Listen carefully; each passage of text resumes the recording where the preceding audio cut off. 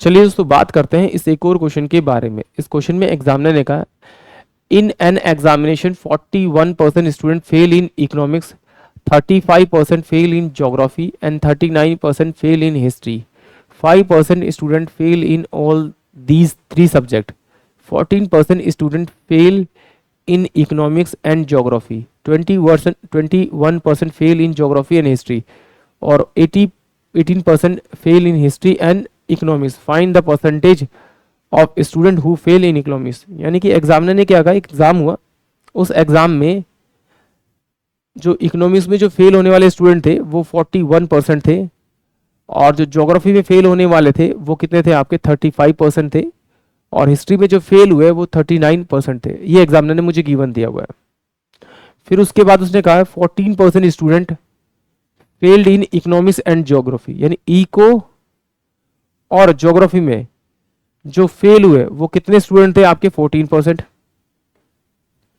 फिर कह रहा है ज्योग्राफी प्लस का हिस्ट्री, ज्योग्राफी प्लस का हिस्ट्री, उसमें कितने हुए 21% फेल हुए। उसके बाद क्या कह रहा है आपका हिस्ट्री प्लस का इको, इसमें जो फेल हुए वो आपके कितने हुए, आपके 18% हुए। और एग्जामिनर ने मुझसे पूछा कि एक्चुअली में जो इको में फेल हुए वो कितने स्टूडेंट है, ये एग्जामिनर ने मुझसे पूछा। तो चलिए आइए सॉल्व करते हैं इस क्वेश्चन को। यहाँ पे टोटल दे रखा है उसने क्या, तीनों में 5% फेल, तीनों में फेल दे रखा है। तो मुझसे इको की परसेंटेज पूछे कि इको में एक्चुअली में कितने फेल हुए हैं। तो इसे डायरेक्ट कैसे करेंगे, देखिए ये 5% है, ये 5% है, तीनों में फेल हुआ है।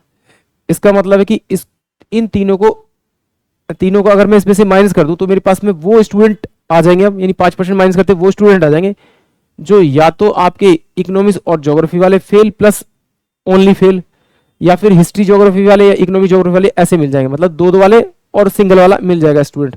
बट तीनों कॉमन वाले नहीं होंगे इसमें, अब जो तीनों स्टूडेंट फेल होंगे 5% माने। अब देखिए जब मैं इकोनॉमिक्स और ज्योग्राफी की बात कर रहा हूं तो इकोनॉमिक्स और ज्योग्राफी के बीच में जो पार्ट है पूरा कॉमन वो कितना है, 14% है, यानी कि उन दोनों के बीच में जो 14% होगा। बट उस 14% में ऐसे स्टूडेंट भी होंगे जो तीनों सब्जेक्ट में फेल होंगे।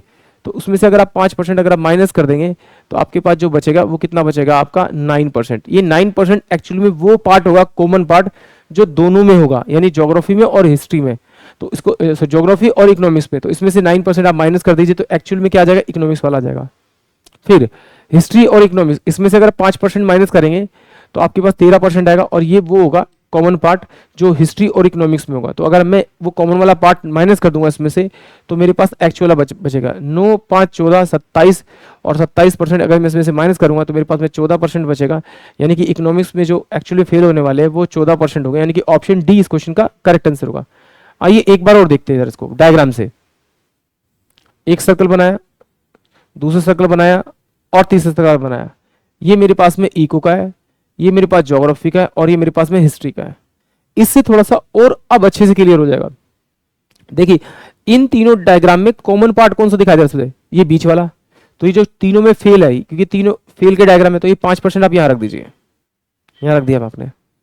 अब ये देखिए इको प्लस का ज्योग्राफी, इको प्लस का ज्योग्राफी वाला कितना आपका 14%। अब देखिए ये मेरा इको का डायग्राम है, और ये मेरा क्या आपका ज्योग्राफी डायग्राम है। तो इस वाले पार्ट में, इस वाले पार्ट में, इससे इस वाले पार्ट में, तो मेरे पास क्या होगा, इको प्लस का ज्योग्राफी पूरा पूरा होगा। बट उसमें से क्या होगा 5% तो मेरा क्या होगा, वो आपका वो तीनों में कॉमन वाला पार्ट होगा। तो इसमें से अगर 5% निकाल दूंगा तो 9% मेरा ये वाला बचेगा, जो कि खाली किसमें, इकोनॉमिक्स और ज्योग्राफी मेरा कॉमन होगा। ठीक है, सेम ऐसे ही अब देखेंगे ज्योग्राफी और हिस्ट्री, ज्योग्राफी और हिस्ट्री, ज्योग्राफी और हिस्ट्री कितना 21। तो ये पूरा क्या है आपका, ये ज्योग्राफी, ये पूरा ज्योग्राफी है, और ये पूरा हिस्ट्री है। तो इसमें क्या दे रखा है इसने आपका, इसका जो कॉमन पार्ट दे रखा है कितना, वो आपको दे रखा है आपका 21, यानी कि यहां से लेकर ये यहां तक कितना होगा 21 होगा। अगर 21 माइनस कर दो तो ये ओनली 16% बचेगा किसका, आपका ज्योग्राफी और हिस्ट्री का। फिर देखिए अब 18% दे रखा है आपका हिस्ट्री और इकोनॉमिक्स का, तो यहां से लेकर यहां तक हिस्ट्री और इकोनॉमिक्स का दे रखा है। तो ये 5% अगर इसमें माइनस करूंगा तो मेरे पास में 13% बचेगा आपका किसका, ओनली इकोनॉमिक्स और हिस्ट्री का। अब देखिए ये टोटल कितना है मेरे पास में आपका,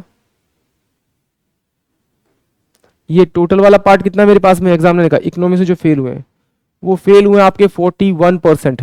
अब ये 41% है, तो इसमें से ये वाला पार्ट तो मुझे हटाना पड़ेगा, ये वाला। तो इन सबको जोड़ूंगा तो मेरे पास कितना आएगा, आज का पास 24, सॉरी 27, 27 4 14, यानी कि 14% एक्चुअली में जो होंगे वो फेल होंगे आपके इको में। यानी कि ऑप्शन जो डी होगा वो इस क्वेश्चन के लिए करेक्ट होगा। आई होप आप सभी को क्वेश्चन समझ में आया होगा।